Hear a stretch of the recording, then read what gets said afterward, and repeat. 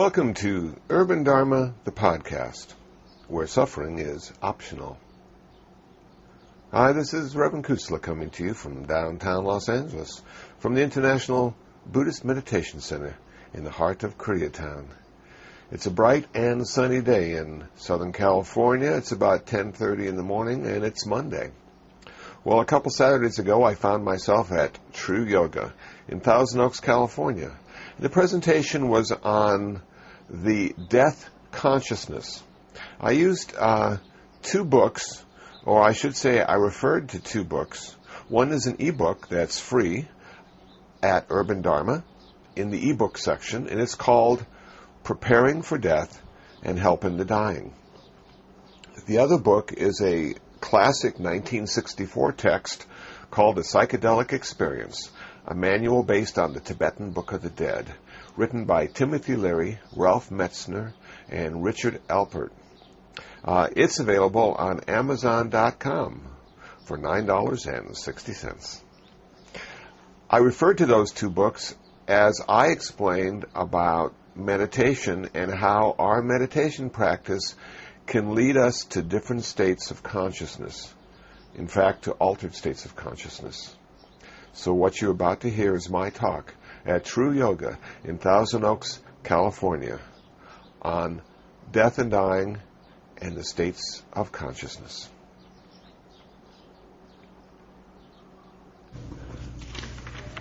Okay. Well, this past Wednesday, this past Wednesday I went down to the LA Archdiocese and interviewed Father Alexi Smith, who is the director of the Ecumenical and Interreligious Office of the Los Angeles Archdiocese.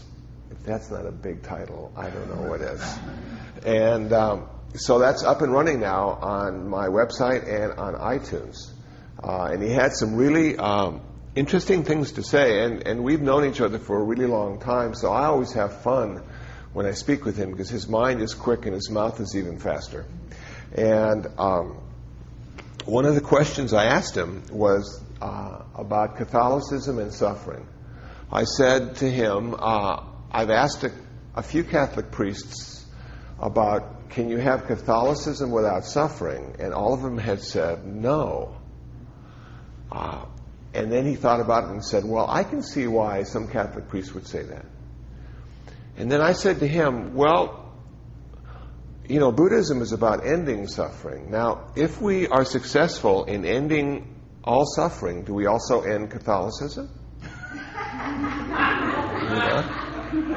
And he said no. And he was emphatic about that. And then I said to him, well, I guess I don't have to feel guilty. And he said, I didn't think Buddhists felt guilty. I thought it was us. And I think you're right. So it's not only is it talking with him, but he's got a great sense of humor. And we talk about how he became a priest and what he does and how he feels about the new Pope and interreligious dialogue. So if you're curious and about that, please go to iTunes and check it out, or my website. And then this past Tuesday, I spoke at UCLA to the medical chaplains from the Santa Monica Hospital and the Westwood Hospital about death and dying. And they found it rather interesting. So I thought I'd talk about that today, and then next, in 2 weeks, we'll go back to the 8 realizations. But there's a lot of curiosity about consciousness and dying. And so they asked me if I'd speak a little bit about that. How do Buddhists die? And what happens to their consciousness? And so it just so happens on my website, I have a free ebook, which anyone can download once they go to my website, called Preparing for Death and Helping the Dying. Now, this will not be a depressing presentation. This will be an informative and inspiring presentation. Because in Buddhism, they say, even if you're not enlightened, when you go into the process of dying, the last thought you have may be the thought of enlightenment. You have the ability and opportunity with every thought up until the final one to achieve enlightenment, according to Buddhism. So the idea of thinking that it's a lost cause is false in Buddhism, because it is real and an opportunity for all of us to practice Buddhism and meditate. This comes from page 20 of the booklet. So if you download the PDF file, this starts on page 20. And I'd like to talk a little bit about what this says, and then my own personal practice and my own personal experience. Becoming familiar with the stages of the death process. One reason people tend to be afraid of death is because they do not know what will happen to them. In the Tibetan tradition of Buddhism, there is a clear and detailed explanation of the process of dying, which involves 8 stages. The 8 stages correspond to the gradual dissolution of various factors, such as the 4 elements: earth, water, fire, and air. As one passes through the 8 stages, there are various internal and external signs. The 4 elements dissolve over the first 4 stages. In the first stage, when the earth element dissolves, the external signs are that one's body becomes thinner and weaker, and internally one has a vision of a mirage. The second stage involves the dissolution of the water element. The external sign is that one's bodily fluids dry up, and internally one has the vision of smoke.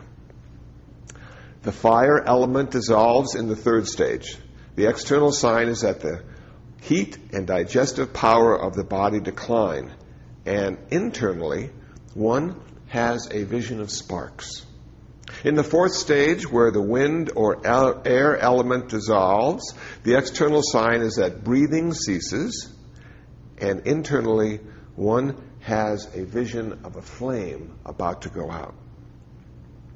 This is the point at which we would normally be declared clinically dead.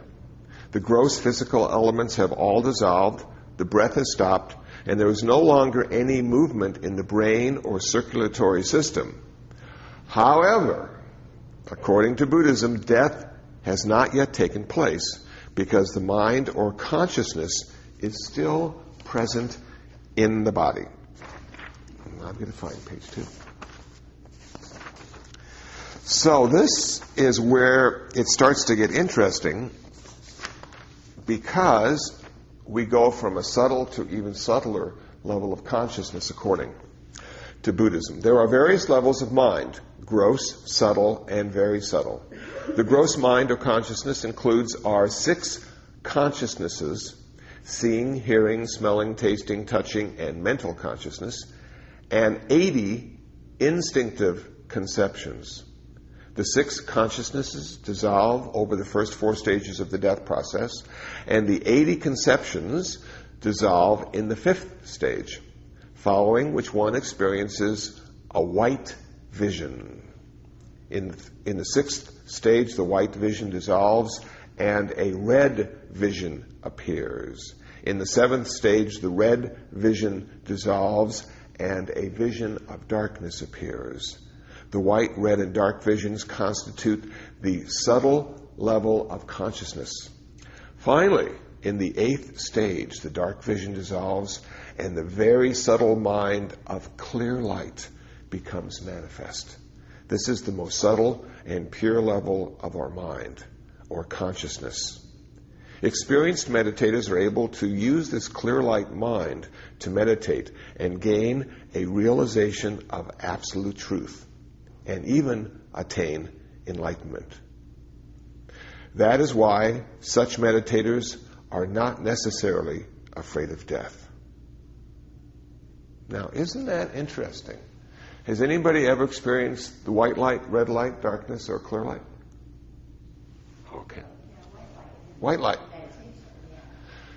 Yeah. And you know what came to my mind as I was reading this? The fact that, oftentimes they say, when a person dies and then comes back to life because of medical procedures, there was sort of this tunnel, and there was this white light, and there were people sort of waving at them saying, "Come on, come on." And then the doctor says, not yet, not yet. And it worked. And I'm thinking that might be the clear light. That might be the place where most people who don't meditate stop becoming aware of their consciousness. And yet the advanced meditator would be able to follow the consciousness to a more subtle and subtle level until finally the clear light appears. Now, in my mind, I don't know what the difference is between white light and clear light, but they said clear light is more subtle than white light. So it might be white light with a shade on. You don't know. Now, there is a book which you may be able to find, and maybe not. This book is called The Psychedelic Experience. First published in 1964. Now, some of you may not have been around in 1964, but this was written by Timothy Leary, Ralph Metzner, and Richard Alpert. And what they did, which I think is remarkable, they took the Tibetan Book of the Dead, because the Tibetan Book of the Dead is a roadmap for dying. And they rewrote it to include ego death. The psychedelic experience is about the death of the ego. And as I was thinking about this, well, what are we most afraid of? Is it our body dying or our ego dying? And I would imagine most of us, it would be the ego, that sense of self, because that's our awareness. And our body is a wonderful vehicle, but in itself has no awareness. It's sensitive, but it can't think without the mind. And oftentimes in Buddhism, they show it as a blind man carrying a sighted cripple on his shoulders. So the cripple can't walk but can see, and the blind man can walk but can't see. And it's a great combination. So our mind and body can be thought of perhaps in that way. Well, you heard about the lights. Let me just read you a little bit. Now, I found this for $1 at Bodhi Tree Bookstore back in the 80s. And, best dollar I ever spent. Now, I don't advocate LSD. I've never taken it myself. But I like the idea of the way they described ego death according to the Tibetan Book of the Dead. The first bardo, the period of ego loss or non-game ecstasy. Doesn't that sound like a Nintendo game or something, Part 1, the primary clear light. Part 2, the secondary clear light. Second bardo, the period of hallucinations. Second bardo, explanation, vision 1, the source.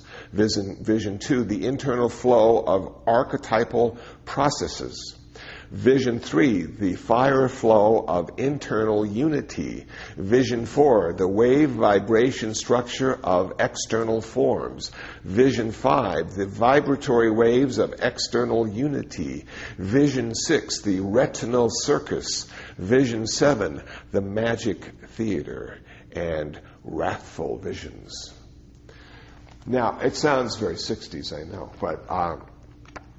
but what they really did is allowed people who were tripping to have a guide lead them through the various stages of ego death. Now, ego death, for the most part, didn't last. It was ego death for 12 hours or so, and then it resurrected. But we can also observe ego death in our meditation process, in our practice. Chemicals take 12 hours, meditation takes 12 years. But meditation allows us to integrate those experiences in our everyday life and practice. Generally speaking, when one takes drugs, it happens too quickly and there's no chance to integrate the insights into everyday life. And these days, I must say in 2006, taking drugs is a lot different than it seemed to be in 1964. So these days, when you take LSD, you go to a rave party. You don't explore your consciousness, you explore your hedonism. So how can we approach this from a Buddhist perspective? Well, in Buddhism, there are two kinds of meditation. There's insight meditation and tranquility meditation, vipassana and samatha. In samatha meditation and tranquility meditation, there are deeper levels of one-pointedness. And I'm going to talk about that today. In the first jhana, in the first level of concentration, in the first level of tranquility, what we find are 5 characteristics: applied thought, sustained thought, happiness, bliss, and equanimity. What that means in real life terms is this: applied thought and sustained thought. The example I'm going to use is meditation on the breath. We have the sensation of breath going out and coming in, going out and coming in. We take our mind, apply it to the sensation of breath, and hold it there. Applied thought and sustained thought. When we become more concentrated, go into a deeper state of one-pointedness, we have bliss and pleasure arising in the body. We have happiness arising in the mind. And we have the first glimmer of balance or equanimity. It's a very pleasant place to be. As we go deeper and venture into the second jhana, we have 3 characteristics. We leave behind applied thought and sustained thought. Now we have a greater sense of bliss and pleasure, a greater sense of happiness, and a greater sense of equanimity or balance of mind. Instead of intending or willfully holding our mind on the object of meditation, it's been trained now to simply rest on the object of meditation. If we want to go further, we need to let something go. Buddhism is a path of renunciation. In Buddhism, they say we are already perfect. What prevents us from experiencing that perfection is our lust, our greed, our hatred, and delusion. So we don't need more love, we need less lust. We don't need more generosity, we need less greed. We don't need more kindness and compassion, we need less hatred and anger. And we already have all the wisdom we'll ever need if we can get rid of our delusion and our ignorance. I think that is such a powerful and positive message that each and every one of us is already perfect. What are we going to get rid of in order to go to the third jhana? What we're going to get rid of is our bliss and our pleasure. The bliss and pleasure we find in the body. Now, there is something important to be said about our experience as human beings. We have been blessed with this fortuitous human rebirth. We have been given this vehicle, this body, which is an amazing vehicle. It can ride bicycles and drive cars and swim and hike. The downside is it tends to get old and frail, and then eventually it stops working altogether. But everything in this world faces that dilemma because everything in this world was created. Everything in this world had a start point and it has an end point. So we're on a timer. And by looking around today, everybody looks like they're feeling pretty good. But you know, when you get to be 80 or 90, you probably feel more bad than good. You probably have more bad days than good days. You probably curse a little bit at the hip replacement you got that didn't work out very well, and the hearing aid that keeps needing new batteries, and the trifocals that keep getting fogged up because you continue to sweat too much. It's just not the way it's supposed to be. Our boundaries are ever increasing and more obvious every day. If we can figure out a way to let go of our pleasure and bliss, we also, at the very same time, are letting go of our pain. Pain and pleasure are connected. Most of us are willing to give up our pain, but few of us are willing to give up our pleasure. And we're not going to give it up forever. We're just going to give it up for the time we're meditating, the time we're going into deeper and deeper states of tranquility. If you can figure out how to do it, and that's a whole nother talk. And if you want to do it, you will then go into the third jhana and have two characteristics left: happiness of the mind and balance or equanimity. In order to get to the fourth jhana, the deepest level of concentration, we have to give one more thing up. But we don't want to give up our balance, our equanimity. We want to give up our happiness now. And we don't want to give up our happiness forever, because being happy is such a pleasant experience. And I think it comes along with our human baggage. It's one of our perks of being a human being. We can be happy. But if we can figure out how to give up happiness and figure out how to want to give up happiness, what we're also giving up is sadness.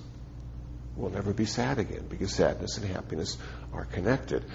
And I know it doesn't sound very human not to feel pleasure and not to feel pain and not to feel happiness and not to feel sadness, because after all, isn't life just one big roller coaster ride? Isn't that the best part of life, the highs and the lows? Don't you feel most alive when you're going up or going down? Yes. But how does it feel to have perfect balance? How does it feel to have no preferences? How does it feel to have choiceless awareness? And this fourth level of tranquility allows us to experience that directly. So the advanced meditator who figures out why and how to let go of happiness for a little while, also lets go of sadness for a little while, and now finds himself or herself in the fourth jhana, which has one characteristic: perfect balance of mind. But that's not it yet. We have a little more to do if we want to go further into this, deeper into our consciousness. When I first started studying Buddhism, I bought a book, 900 pages long, called The Visuddhimagga, The Path of Purification, the Reader's Digest of the entire Buddhist path. And I'm thinking, this is so cool. I've got the whole Buddhist path in one book. And I opened that book and I started to read, and it was one of the most boring books I've ever read.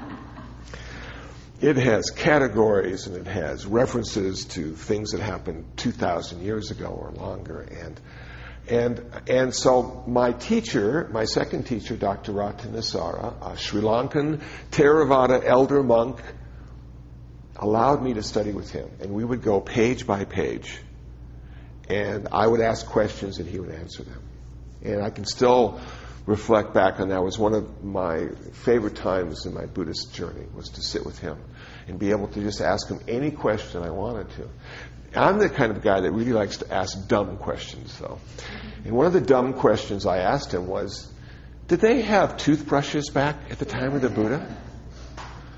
And Dr. Ratnasara said, of course they did. And one of the student's obligations to the teacher was to bring him new toothbrushes occasionally. And I said, well, where did they buy toothbrushes back then? Well, they didn't buy them, they made them. There are certain roots of plants that they were able to stimulate the ends and it bristle. And they would use that. And so they would clean their teeth with this root with little bristles on the end. I'm thinking, that is so cool. You know, and I would have never found out if I didn't ask the stupid questions. But as we went further and further into the Visuddhimagga, they talked about really interesting states of consciousness when you start to look inside rather than outside, and you start to see your internal reality in a very special way, your internal consciousness. And I'm thinking to myself, my whole life, my eyes have only been used to look outside. They can't look inside. So they're talking about this. How does a person look inside their head? How can you see inside your head? What organ do we have that can become aware of our internal consciousness? And they went into various descriptions detailing what that internal consciousness might look like. And one of the things they talked about was it looked like a bunch of fireflies, points of light. Another thing they talked about was it looked like big cotton balls. And another thing was streams and rivers of various colors and textures. And I'm thinking to myself, wow, how can I learn how to do that? Who can I talk to? Couldn't find anybody. Nobody reads the Visuddhimagga. Nobody practices this kind of meditation that I've been able to find in Los Angeles. Now there are a couple books and articles out on that subject, and I have it on my website, and you can download the ebooks and read about this stuff. But in the 80s, I was stuck. I couldn't figure out how to do it. I couldn't find anybody who was doing it or had done it. So I said to myself, one night, as I was sitting in Dharma Vijaya Buddhist Vihara, a Buddhist temple on Crenshaw Boulevard. At that time, they had the garage transformed into a meditation hall, and there was a carpet on the floor, and a Japanese Zen master who would sit there quietly for hours at a time, being inspiration to all of us who were moving and squirming. I said to myself, I think I could look inside if I had something to look at. And then I said, how could I create something to look at? And then I remembered that when people took pictures of me with a flash cube, this is a long time ago when they had flash cubes, there would be a sort of after image created from the flash cube. And I could literally close my eyes and see the flash cube as clear as day. And then in a few moments, the flash cube after image would sort of fade away. But if they took another picture, it would be bright as ever. And there it would be. And I said to myself, maybe I should go out and get some flash cubes and sort of zap my face and then close my eyes and watch the after image and practice looking inside. But then I ditched that idea. I'm thinking that's crazy, you know. Sitting in the Zendo taking pictures of yourself. You're supposed to be getting rid of ego kusala, not creating it, you know. And then I thought about this. I had read or heard or come across this idea of eye squinting. That if you squint your eyes really tightly together, there's these little points of light that are created. The little neurons or protons or some kind of chemical thing happens, and you can see them. So imagine me in the Zendo squinting, relaxing, creating these points of light, these little firefly images. And I saw them. And I was able to hold the image for a little while, and then it would fall away, just like the flash cubes. And I'd squint again, and I'd relax, and there would be that little points of light image again, and they'd last a while. And I was practicing looking inside. Now, I don't know what was looking or what I was looking at, but I became aware of this sort of internal reality in a very special way. As I continued to do that, day after day, week after week, I started to see other stuff in my head. And I realized when I became aware of the other stuff inside my consciousness, I couldn't hear very well. I couldn't feel my body any longer. It had dissolved. Now, when I say my body dissolved, if you were looking at me, you could still see me. I didn't go anyplace. But each and every one of us has an internal picture of our body and where our body ends and the world begins. And I think most of us probably got it from being children. And we would walk into walls and realize that there is a difference between your body and the wall. We are able, after years of practice, to actually reach and pick up water without even looking at our hand going towards the bottle, because we have this internal image of where our hand is, what it looks like, and where the bottle is. How cool is that? So what I was getting rid of was not my body, but the image of my body, where my body ended and the universe began. So I became literally part of the universe at those moments of internal awareness of the fireflies and the other images. I dissolved into the universe. And my hearing sense door closed. I couldn't hear anything. and I couldn't smell anything, and I couldn't taste anything, because my sense doors now weren't useful as I investigated my interior reality. My sense doors only work on the outside, but not on the inside. And then I started to see these images, and I started to focus on the images. I would go away from the points of light, and I'd go into the movement of the consciousness in the images. And there were colors, and there were shapes. And I had read someplace about archetypes, and I'm thinking maybe some of these things are archetypes. And what does an archetype look like? Well, I guess we all have different looking archetypes. Mine are vibrant in color, if that's what they were. But they didn't mean anything to me. I didn't have the code to unlock the archetypes. But in some way, I think I was able to experience them, perhaps. Or maybe I was simply hallucinating. Don't know. But if I was hallucinating, it wasn't because of any chemicals. It was because of my practice of meditation. And then I wanted to intensify this. I wanted to go even deeper. I wanted to fully involve myself in this internal experience.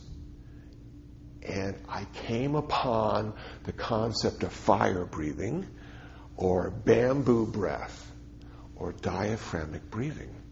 But I didn't come upon it in the ordinary way. I came upon fire breathing because I play harmonica. And if you play a wind instrument, you eventually will learn how to use your diaphragm. So there I was now, sitting on the floor, squinting my eyes, panting like crazy, going deeper and deeper into these ecstatic states. And I was so in rapture. I would come out of that and I'd be high for 2 days. I would just walk around smiling at everybody.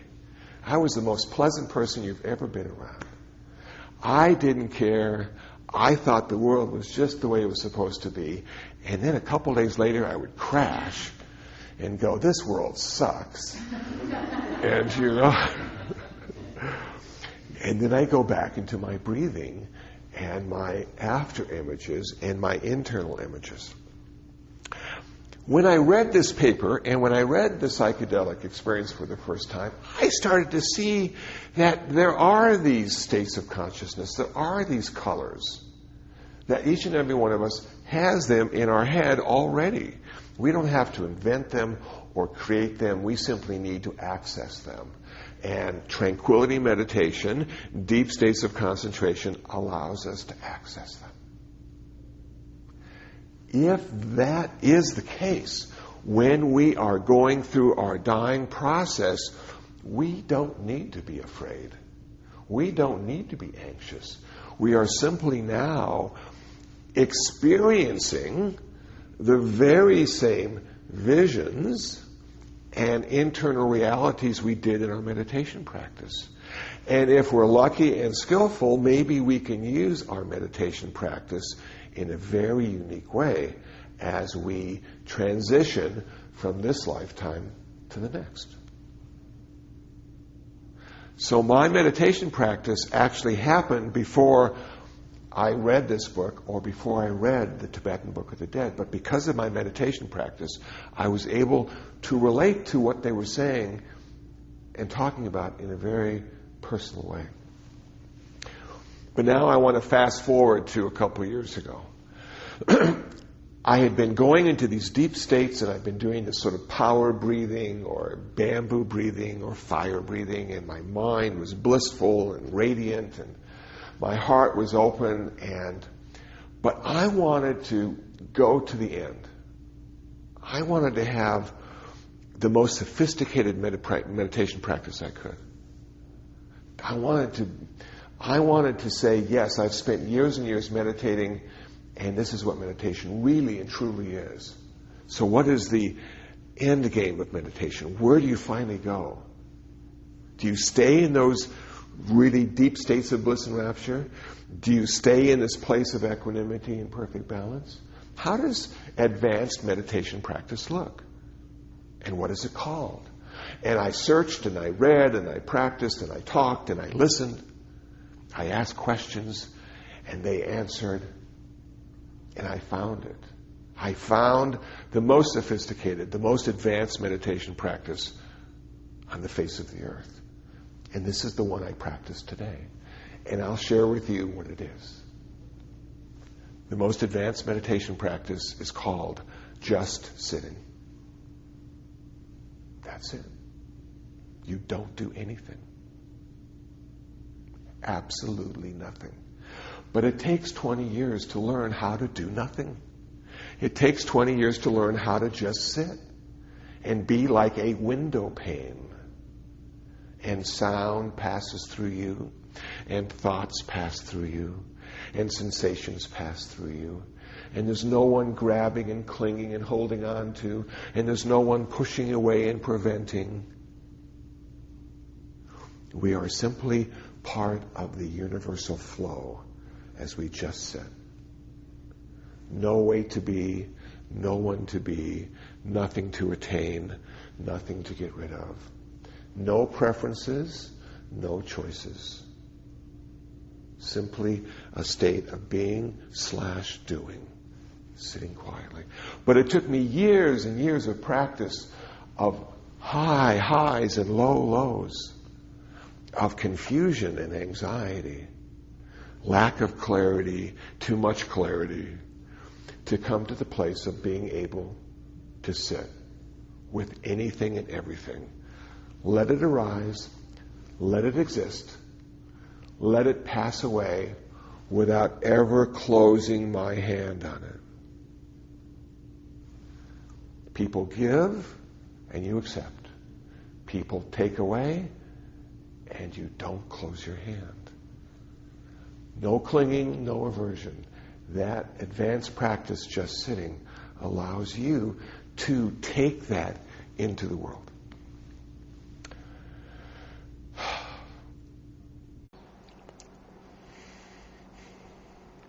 Well, that's it.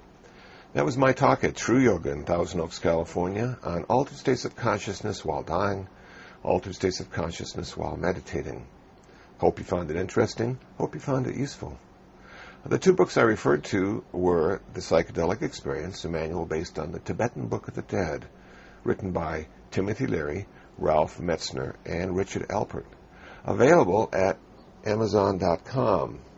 The other book was Preparing for Death and Helping the Dying, which is available at urbandharma.org in the ebook section for free download. I found them both useful in my meditation practice. If you'd like to know more about True Yoga, please visit the website, trueyoga.com. If you'd like to know more about me, please visit my website, Kusala, Kusala.info. And if you'd like to email me, my email address is kusala@urbandharma.org. Well, until the next time, until the next podcast, be happy, be peaceful, and most of all, be free from suffering.